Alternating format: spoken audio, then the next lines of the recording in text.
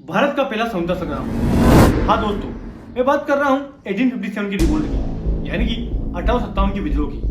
दोस्तों, भारतीय राजनीति में यह अंतिम युद्ध था जिसमें हिंदू और मुसलमान ने साथ मिलकर अंग्रेजों का विरोध किया। दोस्तों, इस विद्रोह को कई जगह सैनिक विद्रोह का नाम दिया गया, तो कई जगह इसे भारत का पहला स्वतंत्रता संग्राम कहा गया। दोस्तों, आज जानेंगे इस वीडियो के माध्यम से कि आखिर में क्या कारण थे जिसके कारण ये विद्रोह हुआ और इसके भारतीय राजनीति पर क्या दूरगामी परिणाम निकले। जानेंगे इस वीडियो के माध्यम से।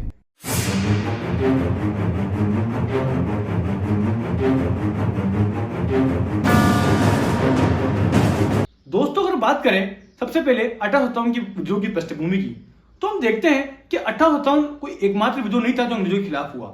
इससे पहले भी अंग्रेजों के खिलाफ काफी विद्रोह हो चुके थे, उनमें आदिवासियों के विद्रोह और अन्य विद्रोह शामिल थे। परंतु दोस्तों, ये जो आंदोलन थे ये प्रकृति में क्षेत्रीय थे, यानी कि बहुत ही स्थानीय स्तर पर हुए, बड़े छोटे स्तर पर हुए।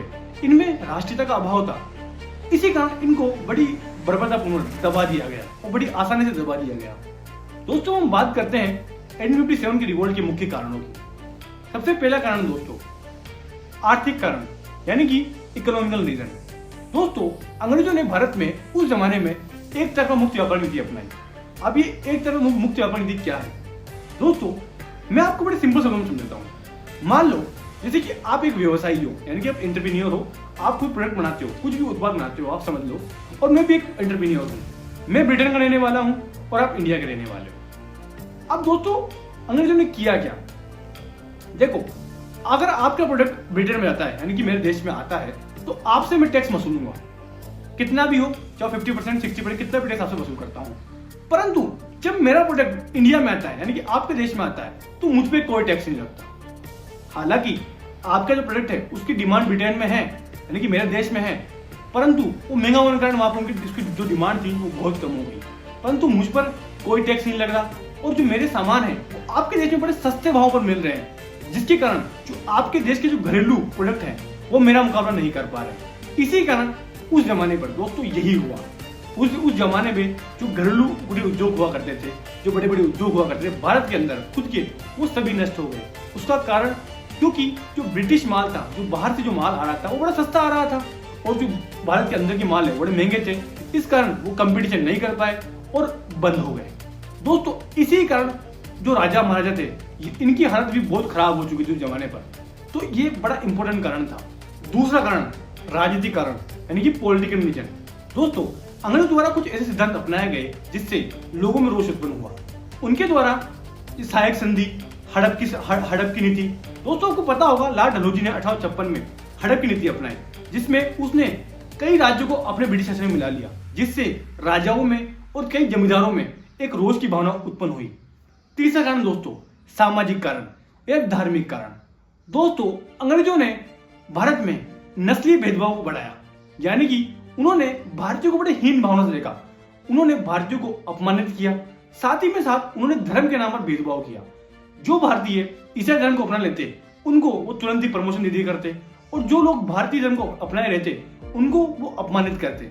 इसी कारण लोगों में भावना घर करने लगी कि ये जो अंग्रेज हैं ये हमारे धर्म को नष्ट करना चाहते हैं।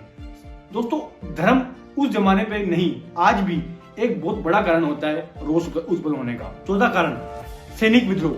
हाँ दोस्तों, मैं आपको बता दूं, 1857 से पहले जो भारतीय सैनिक थे उनका वेतन काफी कम हुआ करता था। उनका वेतन अंग्रेज सैनिकों के मुकाबले काफी कम हुआ करता था।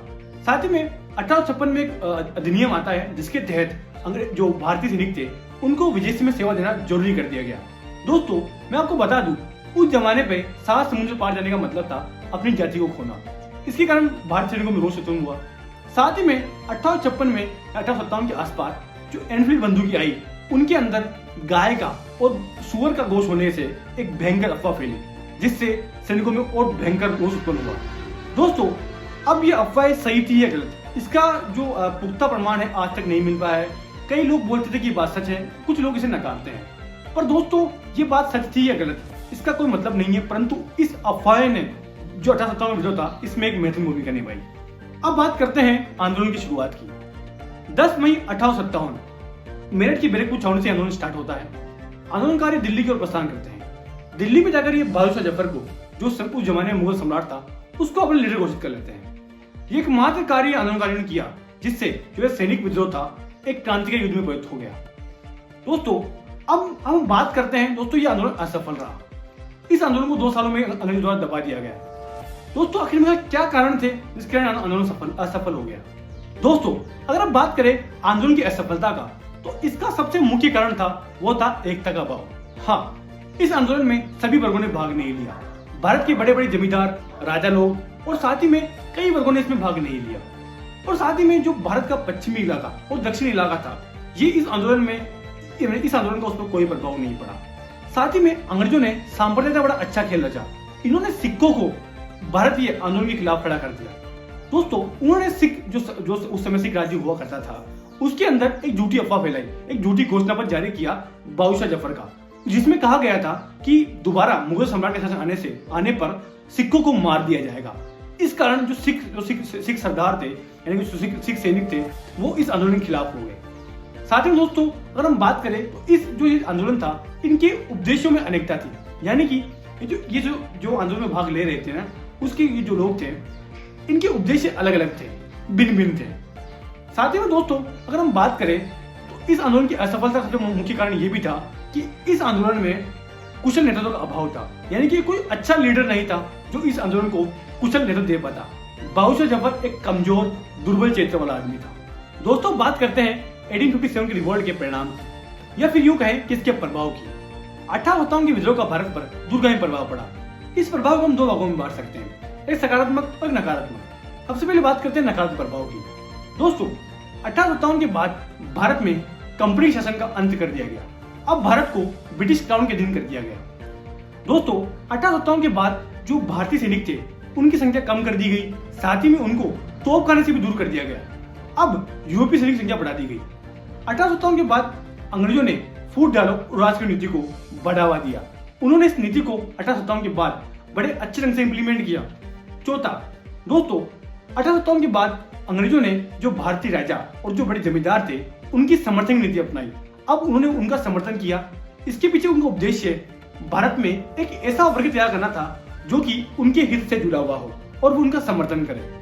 पांचवा परिणाम दोस्तों 1857 के बाद अंग्रेजों ने जो भारतीय धार्मिक और सामाजिक परंपराएं थी, इनको सम्मान देना चालू कर दिया। दोस्तों 1857 के बाद अंग्रेजों ने जो भारतीयों को अपने आप से अलग थलग रखना चालू कर दिया। दोस्तों अब बात करते हैं इसके सकारात्मक परिणाम की। दोस्तों 1857 के विद्रोह में भारतीयों को एक बात मालूम पड़ गई कि अगर हम एक नहीं होंगे तो हम लोग कभी स्वतंत्रता प्राप्त नहीं कर पाएंगे। इस आंदोलन ने भारतीयों में ही चेतना जागृत करी कि भाई एकता ही आजादी का एकमात्र तरीका है। दूसरा दोस्तों इस आंदोलन ने भारत में जो स्थानीय प्रतिरोध है, इसकी परंपराएं स्थापित कर दी। दोस्तों यही थी आज की वीडियो। अगर आपको वीडियो अच्छी लगी हो तो लाइक करना, सब्सक्राइब करना। जय हिंद।